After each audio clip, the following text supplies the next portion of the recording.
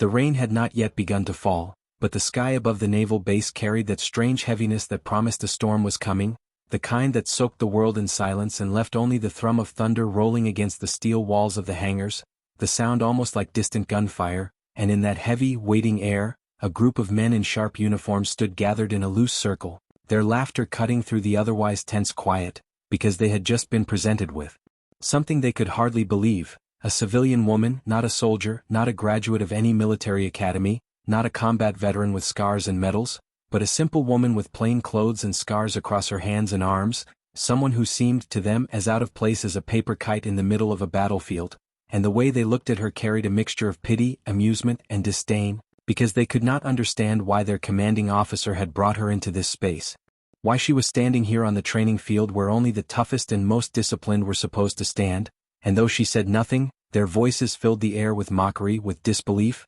with jokes that bit like knives. One of the younger officers smirked openly, tilting his cap back as he said, "Sir, with all due respect, what's this about? She's not one of us. She's not even wearing gear. Look at her, she's got scars but no uniform. Is this supposed to be a joke?" And the others chuckled, their boots scraping against the gravel as they shifted their weight, enjoying the moment of shared ridicule as if humiliating her bound them together. The woman, whose name they did not even bother to ask, stood with her eyes lowered, her hair pulled back in a loose, uneven knot, her posture steady but unassuming, like someone used to carrying weight but not accustomed to demanding attention. And when one of the SEAL officers, tall and broad with a chest full of medals and a voice loud enough to silence a room, barked out, "You're wasting our time here. No one like her can hit a target at 200 yards, let alone keep up with us." The circle erupted in laughter again, because it was easier to believe in her failure than even to consider the possibility that she had something to prove. Yet she said nothing, not a single word in her defense,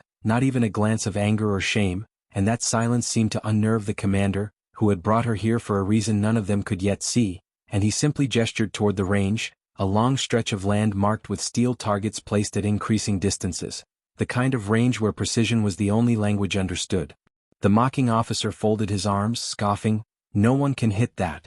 Not even some of the best sharpshooters in training can land a clean shot at that far marker," and his words hung in the air like a challenge, like a dismissal, but the commander didn't answer him, he only looked at the woman and gave the smallest nod, and in that simple gesture was permission, or maybe it was a test, and she moved forward without hesitation. Her footsteps were quiet, measured, almost deliberate, as if each step was a choice, and when she reached the table where the rifles lay ready, she brushed her fingers across the cold metal as though reacquainting herself with an old friend, her touch reverent, practiced, certain. The men behind her muttered to one another, their confidence in her failure feeding their amusement, and one even said, "She'll miss the first target, you'll see. This isn't a playground, it's precision. She doesn't belong here," and another laughed in agreement, but the woman didn't flinch, didn't even turn to acknowledge them. Instead, she picked up the rifle with the familiarity of someone who had done it 1,000 times before, her scarred hand steady despite the weight, her breathing slowing until even the sound of the wind seemed to fade. The air thickened, charged, as though the storm above was waiting for her to act, and then without ceremony she raised the rifle, her body aligning perfectly with the weapon, her cheek resting against the stock as naturally as if she had been born to do it, and she fired. The crack of the shot tore through the silence, echoing off the steel walls, and for a heartbeat no one moved, no one spoke until the distant target rang with the sharp sound of impact, a perfect hit, dead center, so precise that even the mocking officer froze, his laughter caught in his throat. She did not lower the rifle. She adjusted, shifted her aim, and fired again, this time at the farther target, the one so distant it was little more than a blur of steel against the horizon, and again the bullet struck true, the ringing confirmation slicing through the heavy air like lightning breaking through storm clouds. The circle of men, once so loud, now stood in stunned silence, their eyes wide, their mouths parted, and only the sound of her steady breathing remained, matched with the steady rhythm of her trigger pulls, each one finding its mark with impossible precision, each shot silencing another layer of doubt. And when at last she lowered the rifle, her hands still steady, her expression unreadable, the commander stepped forward, his face carved with the satisfaction of a truth revealed, and he said quietly, "Call sign, widow." The words seemed to shatter the silence more than the gunfire had, because in those two syllables, every man present suddenly understood that this was no ordinary woman, no civilian out of her depth, no fragile figure to be pitied or mocked. This was someone with a history, a reputation, a shadow that stretched farther than any of them had realized, and the moment that call sign was spoken aloud, a weight fell over the gathering, the kind of weight that only came with respect or fear or both. And the storm finally broke above them, rain spilling down like the sky itself had been holding its breath and could no longer contain it, washing over them all, but none of them could look away from her, the simple woman who had just proved them wrong, who had carried her silence like a shield until the moment she chose to reveal her strength. And though they had mocked her wounds,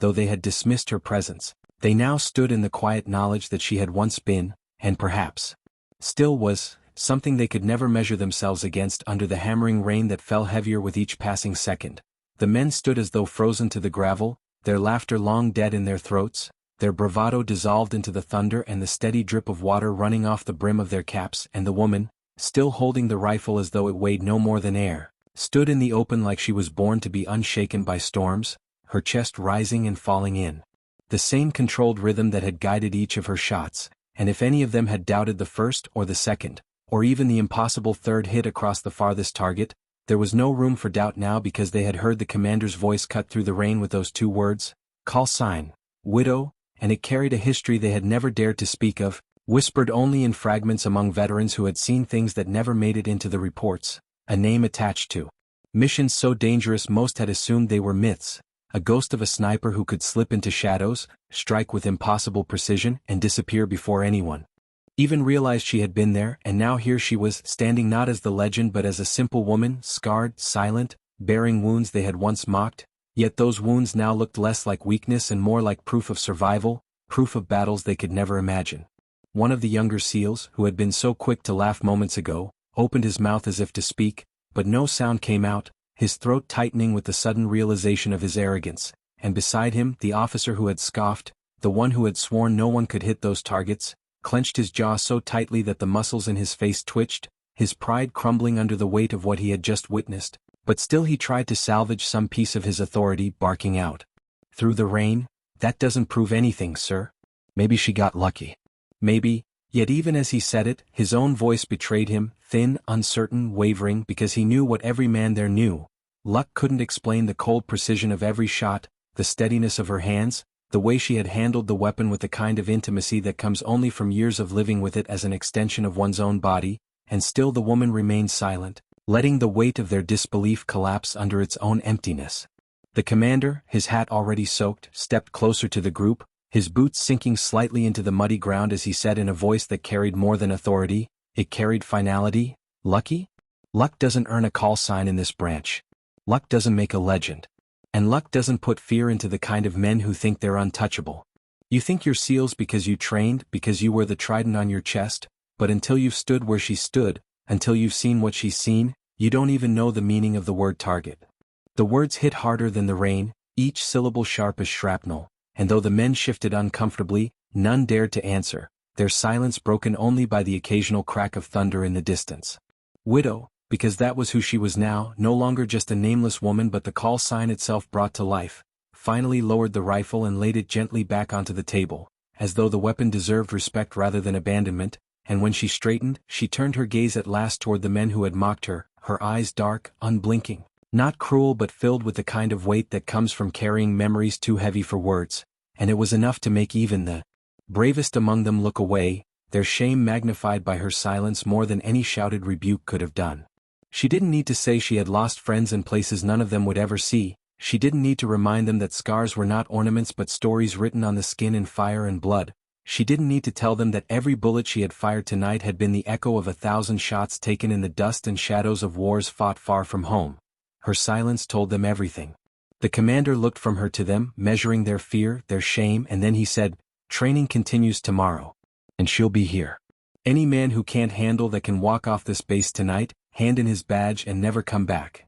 No one moved. Not because they weren't tempted, not because their pride wasn't screaming for escape, but because none of them dared to be the one who left, not after being humbled, not after being made small in the presence of someone who embodied everything they had once thought they were training to be. The storm raged on, the rain running down their faces, dripping from Widow's scars, soaking into her clothes, and yet she stood there as steady as the steel target she had struck, as though no storm could ever break her. And in that moment the men realized something none of them wanted to admit, that the simple woman they had mocked had already done what they could not, she had carved her place into their world with silence, precision, and a call sign that could silence even the loudest of their boasts. And though tomorrow would bring more training, more tests, more opportunities to prove themselves, nothing would erase the way this night had burned itself into their memory, the night when the ghost in the storm had shown them what true strength looked like, and for the first time, they were the ones who felt small. The next morning broke with a pale and washed-out light that crept reluctantly across the naval base, the storm having passed during the night but leaving behind puddles that reflected the sky like shards of broken glass, and though the air smelled of wet earth and steel, it carried a sharper edge too, the kind of charged silence that comes when men realize the world they thought they knew had shifted beneath their boots, and the SEAL trainees who had mocked and scoffed the day before found themselves restless, their confidence cracked, their pride bruised, yet none of them dared to speak of it aloud as they gathered on the training field again, rifles slung against their shoulders, boots squelching slightly in the damp ground, and every one of them stealing furtive glances toward the figure who had joined them now not as an intruder but as a shadow among them, the woman they now only thought of by the name that had silenced them, Widow. She stood apart from them, not needing to claim a place in their ranks, her posture unremarkable yet unshakable, her plain clothes still damp from yesterday's storm, her scars catching the morning light like lines carved by fire, and though she hadn't spoken a word since her arrival, the men could feel the weight of her presence, heavy as a loaded rifle, sharp as the edge of a knife, and the silence stretched taut between them until the commanding officer strode onto the field, his voice cutting through the morning air with the certainty of someone who would not entertain hesitation. "Today," he said, pacing before them, "we test endurance, coordination, and control. Yesterday you learned not to laugh at what you don't understand. Today you will learn what it means to be broken down and rebuilt." His gaze flicked to Widow, and though he gave no further explanation, the men knew instinctively that she was not here to be tested but to be the measure against which they would be weighed, and that thought alone made their stomachs tighten with unease. The obstacle course loomed ahead of them, a brutal sprawl of steel beams slick with rain, walls of rope and mud designed to break the strongest of wills, and at the far end the infamous tower, 50 feet of soaked wood and steel where speed, strength and fearlessness were measured without mercy. The men set their jaws, already preparing themselves for pain, yet when the commander barked, "Move," it was not one of them who stepped forward first, but Widow, her strides calm, unhurried, carrying her straight toward the course, and though no order had been given for her to run it, the way she approached made it clear she intended to. The men watched, some with narrowed eyes, some with barely concealed dread as she began, her hands finding grip on the slick beams as though the rain had never touched them, her body moving with the economy of someone who had done this 1,000 times before, every motion deliberate, precise, unflinching. They had expected struggle, hesitation, some sign of weakness they could cling to, but instead they saw only endurance born of experience, pain carried like a second skin, and when she vaulted over the mud wall, her scars stretched taut across her arms, the sight silencing even the whispers that had begun to stir among the men. One by one they were ordered to follow, their boots slamming against the mud, their hands burning on the rope, their lungs heaving with the effort, and as they pushed themselves through the course they found themselves chasing her shadow, always behind, always slower, each failure a reminder that the woman they had mocked now outpaced them without effort, without words, without needing to prove anything more than what her actions already declared. By the time they reached the tower, their muscles burned, their bodies slick with sweat that mingled with the damp morning air, and there she was again, already ascending, her hands gripping the soaked wood without faltering, her body rising higher and higher until she vanished against the pale sky, and the men climbing behind her could feel the weight of humiliation press harder with every rung they struggled to grip. At the top, she didn't pause, didn't celebrate, didn't even acknowledge the view.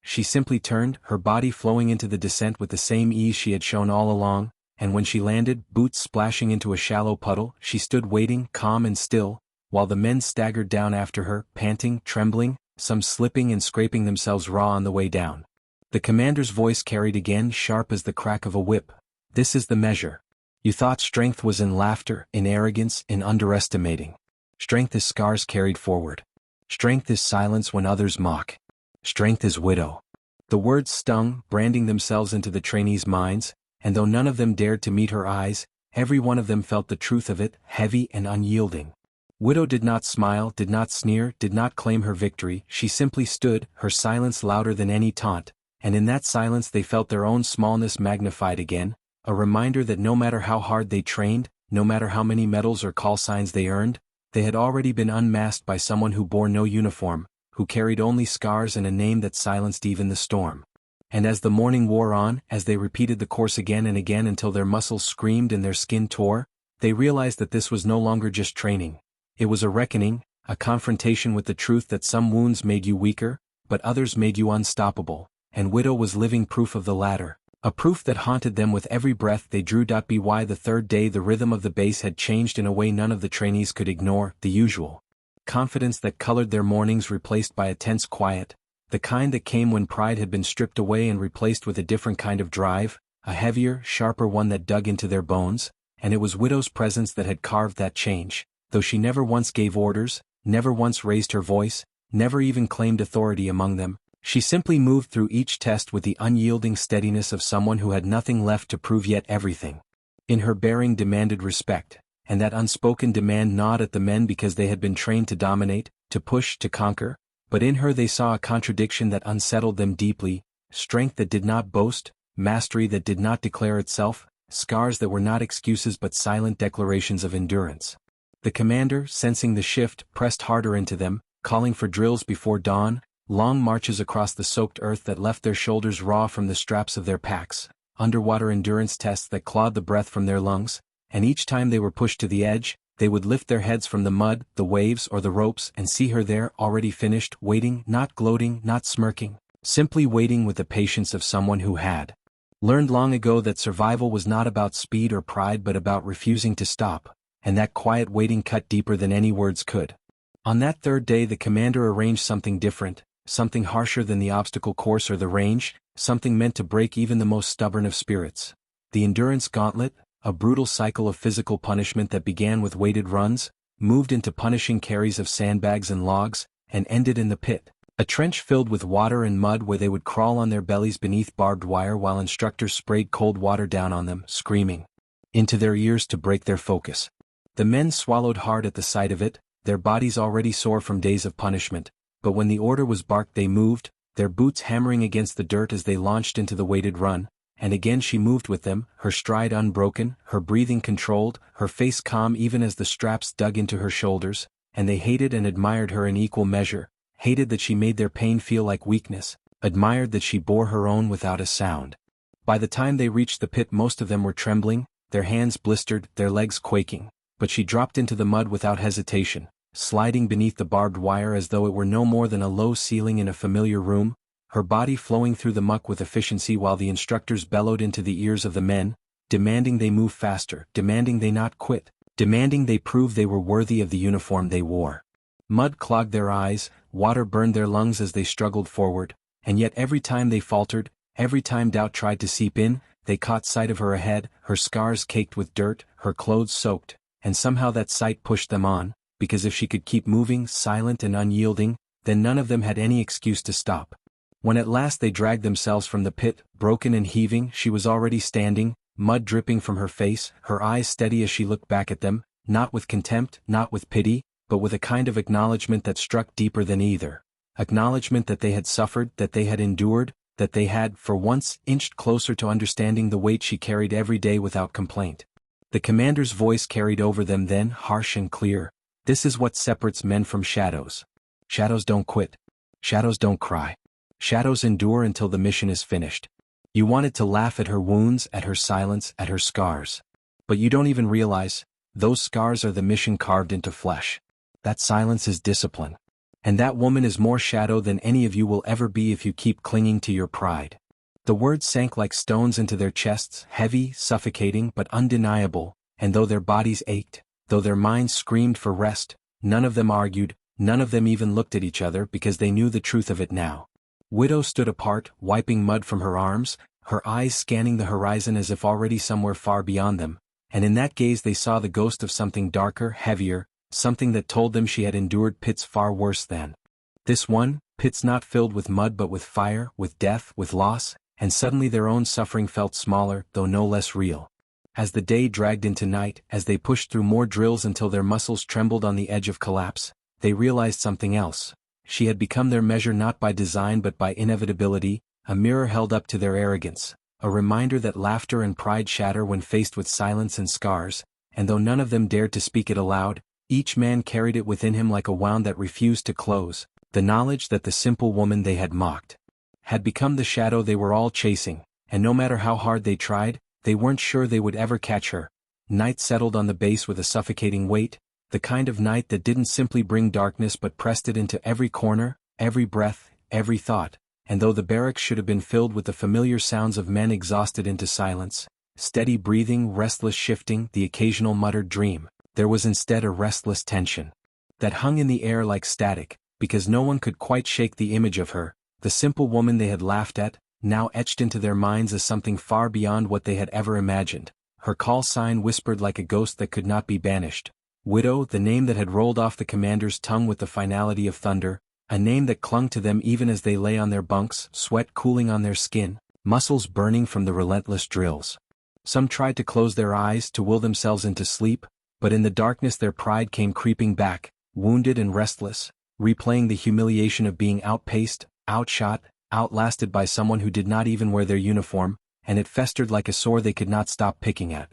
Others felt something different stirring, something heavier, a gnawing respect that unsettled them even more than the shame, because respect meant they had to admit the truth, that she had done what none of them could, that she had carried scars like armor and silence like a weapon, that she had made the impossible seem effortless. But the night was not theirs to brood over, because the commander had arranged what they did not yet know would be their harshest trial, a midnight exercise meant to drag them from the fragile safety of their bunks into the cold, into the chaos, into the unknown, and when the alarms shrieked suddenly, tearing through the barracks like the roar of some mechanical beast, they jolted awake, scrambling, their hearts hammering, their minds fogged but their bodies moving by instinct, boots pulling on, rifles snatched up, uniforms half-fastened as they stumbled into the chill of the night. The base was lit in patches of harsh white floodlight that cut through the dark, shadows leaping everywhere, and the air tasted of salt and iron, sharp and heavy, and they could see the commander standing on the gravel with his cap pulled low, his voice already bellowing,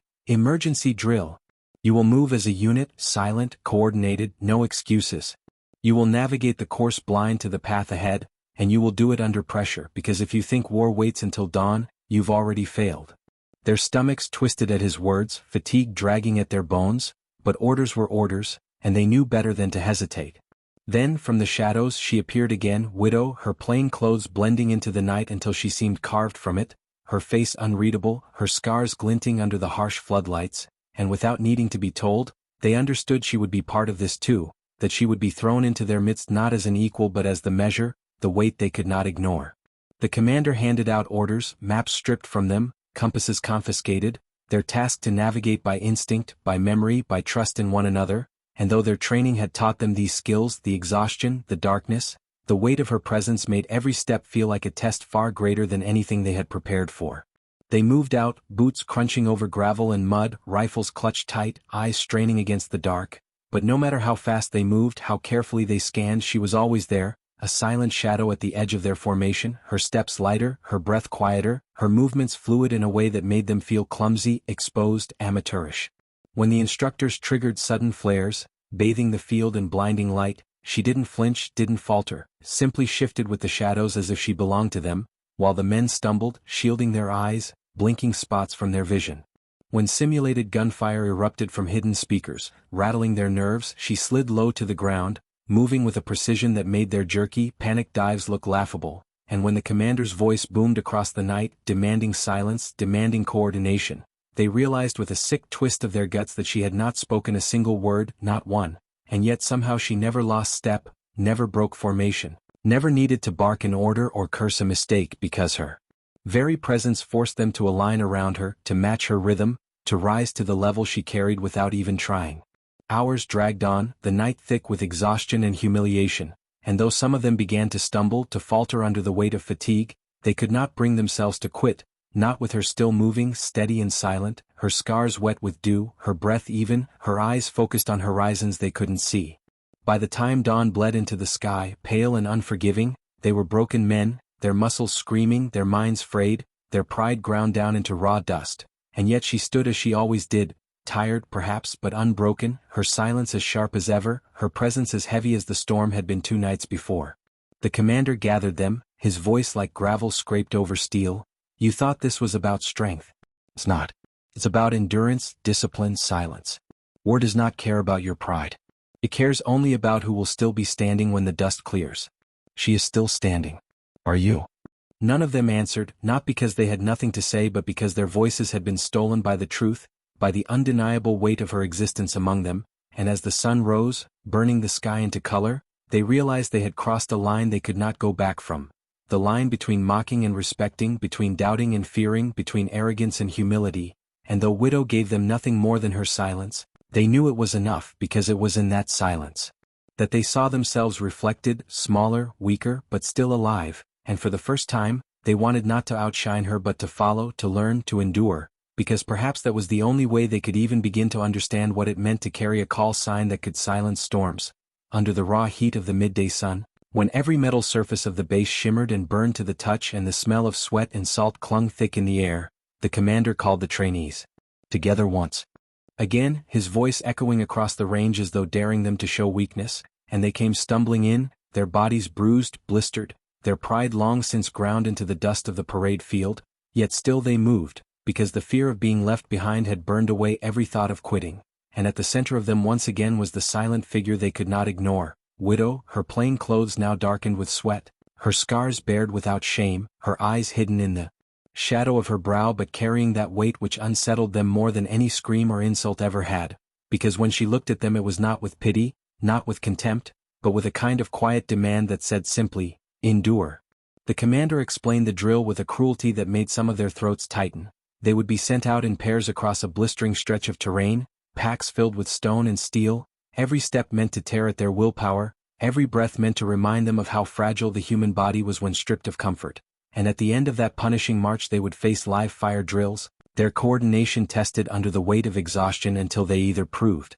themselves capable or crumbled in front of him. The men braced, teeth gritted, lips dry, and then he said it, the words that made their hearts stutter in their chests. "Widow will walk it too. And if you cannot keep her pace, you have failed." A ripple of unease passed through them because they had seen her on the course, in the pit, on the midnight drills, and they knew her pace was not human, her endurance not natural. She carried herself like someone who had already walked farther than any of them ever would, and yet the order had been given, and none of them dared to protest. They set out in pairs, boots crunching over gravel that turned to sand, the sun beating mercilessly on their backs, rifles heavy, packs heavier, their mouths dry as ash, and though they tried to focus on their breathing, on the rhythm of their steps, they found their eyes straying again and again to her figure up ahead, steady, tireless, her scars beating with sweat but her stride unbroken, her silence a weight heavier than their packs, because it reminded them with every step that she was still there, still moving, and if they faltered it was not the commander's voice that would haunt them but her shadow pulling farther ahead.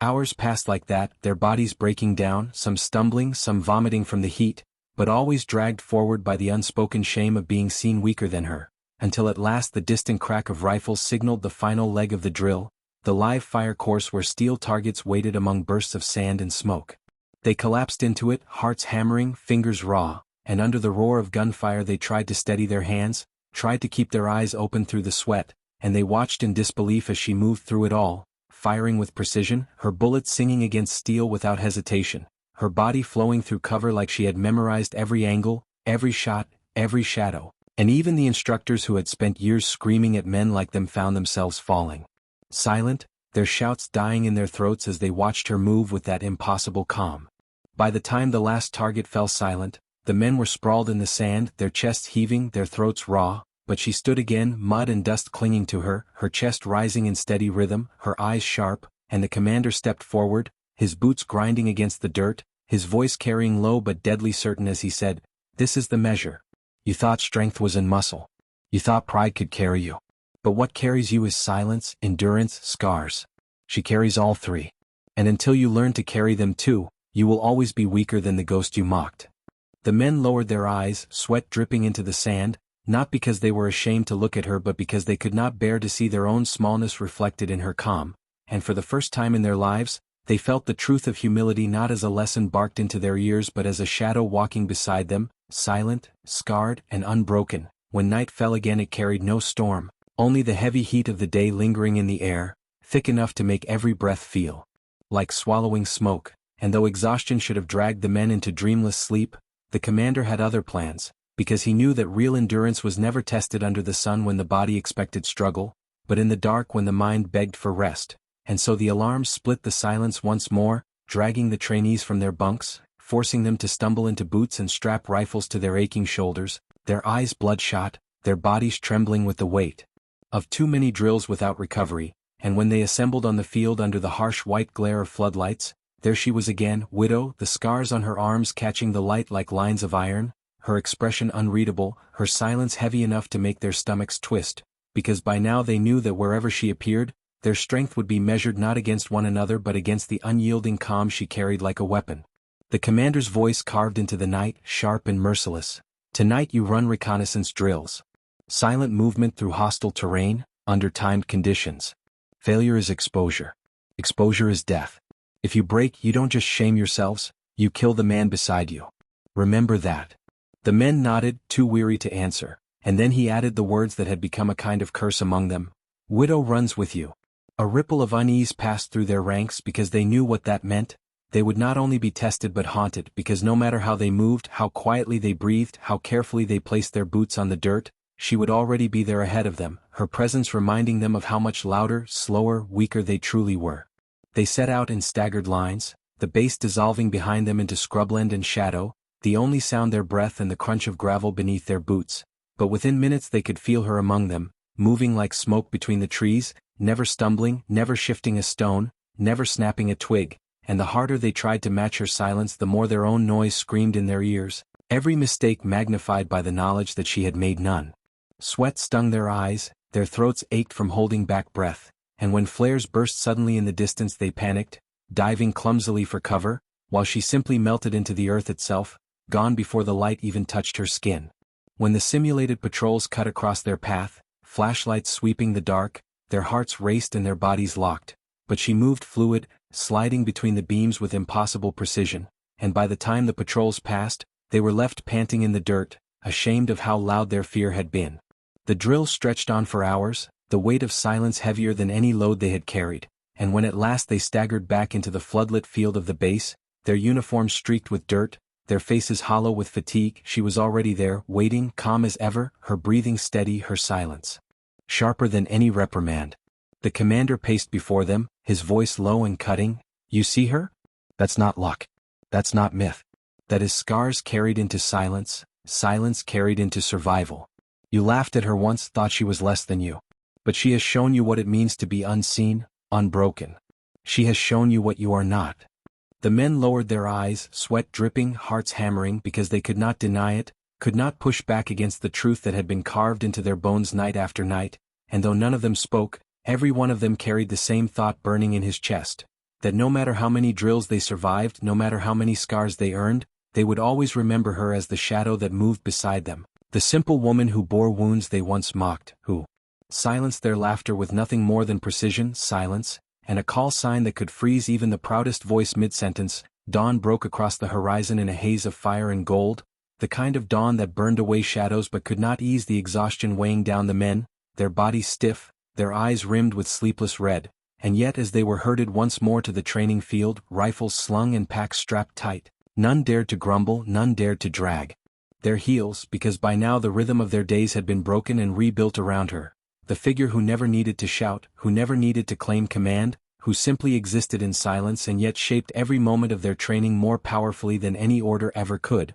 And when they saw her already standing there, her plain clothes dark with sweat, her scars catching the first light of the morning like brands etched by fire, they straightened their spines despite the pain. Because Widow's presence demanded it without a word. The commander's voice rose against the dawn, hard as stone, telling them this would be their final trial, the culmination of days and nights that had torn them down to bare bone and nerve, and though they were barely standing, they listened, because his words carried the certainty of inevitability. Today you face a combat simulation, full spectrum. You will be hunted, you will be outnumbered, and you will be given no rest until it is finished. You think you understand battle, but you've seen nothing yet. Widow will be with you. If you cannot rise to her pace, if you cannot endure what she endures, you are finished. The words sank into them like nails, and for a moment a hush swept across the line of men, each one stealing glances at her, the simple woman they had once mocked for her wounds, the woman who now stood as the very measure of their strength, and the thought twisted in their chests.